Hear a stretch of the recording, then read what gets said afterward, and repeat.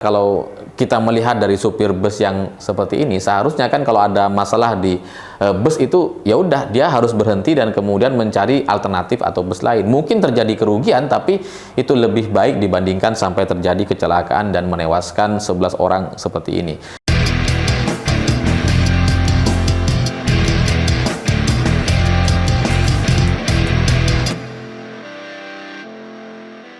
Selamat malam semuanya. Hari ini berita-berita di media mainstream itu dipenuhi dengan kronologi atau cerita kecelakaan bus dari SMK Lingga Kencana Depok yang mengalami kecelakaan di Subang. Jadi mereka rombongan 3 bus dan salah satu busnya kemudian mengalami kecelakaan sehingga mengakibatkan 11 orang siswa atau siswinya meninggal dunia. Dan pembicaraan di media sosial terkait kecelakaan bus ini nampaknya dari apa yang saya baca itu justru kemudian mengarah kepada sisi negatif study tour atau gurunya dengan segala praktek dan aturan-aturannya gitu, tanpa kemudian membahas soal masalah bus dan PO bus atau supirnya. Jadi banyak pembahasan di media sosial hari ini yang menyalahkan gurunya, menyalahkan study tour, menyalahkan sistem study tour yang kalau nggak ikut tetap harus bayar dan seterusnya. Dan ya memang meskipun harus diakui itu adalah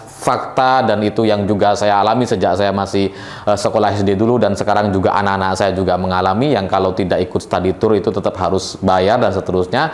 Tapi sekali lagi permasalahannya sebenarnya bukan masalah study tour atau gurunya, bukan soal sekolahnya, tapi kecelakaan ini terjadi karena masalah di busnya gitu. Jadi kalau kita ngelihat pemberitaan di media mainstream hari ini, sebenarnya semua mengarah kepada kesalahan PO bus dan supir karena kondisi busnya sangat tidak layak untuk jalan. Tapi karena pembahasan di media sosial itu nampaknya berbeda gitu ya, yang dibahas justru guru, study tour, efek negatif dan sisi negatif study tour tanpa kemudian membahas soal masalah busnya. Inilah yang nampaknya perlu kita suarakan dan luruskan gitu, karena masalah ini sudah diakui oleh pihak supir bus bahwa bus memang bermasalah dan sempat dilakukan perbaikan ketika mereka berada di restoran atau di rumah makan gitu ya. Ada montir yang datang katanya untuk memperbaiki rem dan kemudian setelah itu mereka jalan. Nah, sampai sekarang masalahnya si montir atau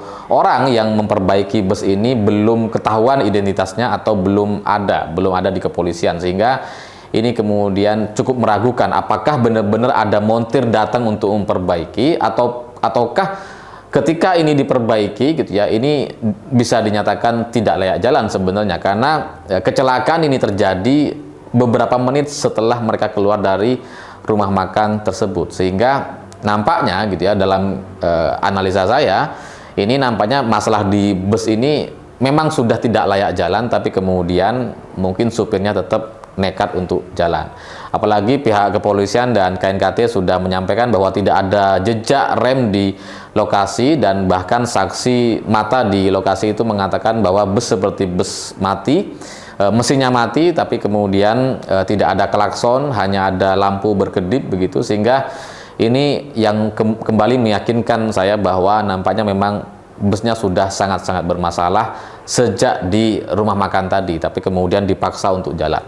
Dari pihak kepolisian juga sudah menyampaikan bahwa kirnya sudah mati sejak Desember 2023. Bus ini adalah bus tahun lama, tahun 2006, dan kemudian sempat mengalami perubahan karoseri, jadi terlihat bagus padahal sebenarnya bus tahun lama, sehingga dari sini seharusnya sudah tidak layak untuk jalan. Bahkan sebelum study tour ini ada gitu, seharusnya bus ini sudah tidak boleh diperbolehkan untuk jalan, tapi kemudian tetap jalan dan sampai terjadilah kecelakaan semacam ini. Jadi kalau dari berita-berita yang ada, memang ada kondisi atau masalah bus yang sudah tidak layak jalan tapi kemudian dipaksakan. Ini kemudian juga dikuatkan oleh salah seorang saksi, salah seorang siswa yang selamat karena sempat menelpon orang tuanya bahwa busnya bermasalah ketika masih di rumah makan, dan kemudian setelah itu beberapa menit setelah itu terjadilah kecelakaan.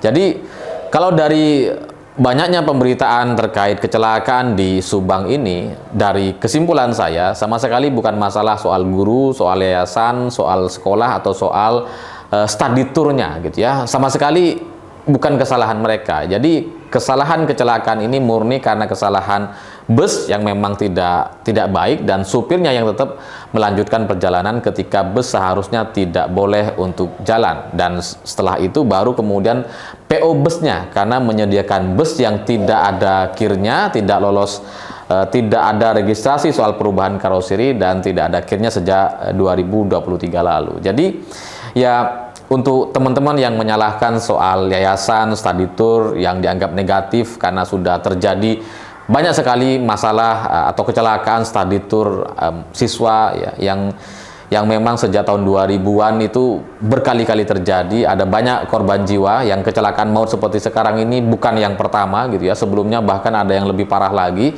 Tapi pada intinya soal study tour itu tidak ada yang salah dari study tournya, yang bermasalah adalah dari pemilihan bus atau kondisi bus dan supirnya yang kemudian mengakibatkan terjadinya kecelakaan. Memang soal orang, anak atau siswa yang tidak ikut study tour tetap harus bayar, itu memang menjadi satu cerita negatif yang diakui oleh semua orang, karena saya juga mengalami, anak-anak saya juga mengalami, kita semua tahu soal itu, bagaimana guru membuat aturan-aturan yang seperti itu gitu ya. Tapi sekali lagi itu menjadi satu cerita sendiri atau cerita negatif sendiri dan tidak ada kaitannya dengan soal kecelakaan ini gitu. Karena kalau busnya bagus, kalau kirnya oke dan ini adalah bus yang layak jalan, seharusnya tidak terjadi masalah atau kecelakaan seperti ini. Dan kecelakaan ini seharusnya kita fokuskan kepada masalah transportasi atau bus di Indonesia, karena ini sudah menjadi pemberitaan di media asing. Ada beberapa media asing yang sudah memberitakan cerita ini dan cukup menyedihkan dan memalukan sekaligus, karena ini akan berdampak kepada citra negara kita yang secara standar keamanan transportasinya nampak terlihat sangat-sangat rendah sekali, sehingga mungkin ini akan berimbas kepada turis-turis asing yang akan datang ke Indonesia. Kepercayaan mereka kepada standar bus atau standar kendaraan yang ada di negara kita, meskipun mungkin tidak terlalu besar ya, kita berharap tidak ada terlalu dampak negatif kepada turis asing yang akan datang ke Indonesia. Jadi fokus kita, bagi saya, bagi Indonesia hari ini dengan 11 orang meninggal dunia, ini jelas satu tragedi atau kecelakaan yang sulit sekali untuk kita terima atau tutup mata.